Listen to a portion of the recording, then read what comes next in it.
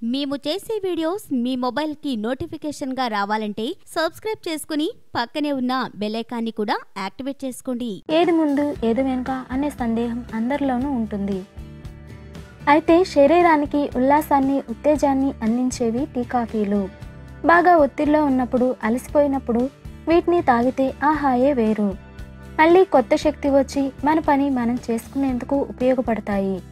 అయితే ఇల్లు, office, hotel లేదా బయట ఎక్కడైనా కాఫీ, టీలు తాగినప్పుడు వాటికి ముందుగా మనలో అనేక మంది నీళ్లు త్రాగుతారు. అలా ఎందుకు తాగుతారు అంటే, రసాయన శాస్త్రంలో ఆమ్లాలు, యాసిడ్స్, క్షారాలు, ఆల్కలైన్ అనే ద్రవాలను విడదీసే 2 విభాగాలు ఉన్నాయి. అయితే ఏదైనా ఒక ద్రవం ఆమ్లమా, క్షారమా అని తెలుసుకునేందుకు మాత్రం pH విలువ ఉపయోగపడుతుంది. pH స్కేల్పై 1 నుంచి 14 వరకు స్కోరు ఉంటుంది. 7 కన్నా తక్కువ విలువ ఉంటే ఆ ద్రవాన్ని ఆమ్లమని, 7 కన్నా ఎక్కువ విలువ ఉంటే ఆ ద్రవాన్ని క్షారమని అంటారు. అయితే 7 విలువ ఉంటే ఆ ద్రవాన్ని తటస్థ ద్రవం అని పిలుస్తారు.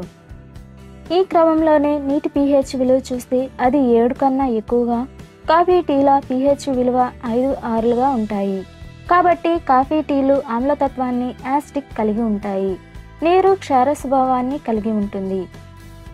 కాఫీ, టీలను తాగితే సహజంగానే అవి ఆమ్ల స్వభావం కలిగి ఉండడం చేత అవి మన పొట్టలో అల్సర్లను, పేగులకు పుండ్లను, క్యాన్సర్లని కలిగజేస్తాయి. అందుకే వీటిని తాగే ముందు నీటిని తాగితే పొట్టలో ఆమ్ల ప్రభావం తగ్గుతుంది. ఆరోగ్యాన్ని కూడా రక్షించుకోవచ్చు. కాబట్టి కాఫీ, టీలు తాగే ముందు తప్పనిసరిగా నీటిని మాత్రం తాగాల్సిందే.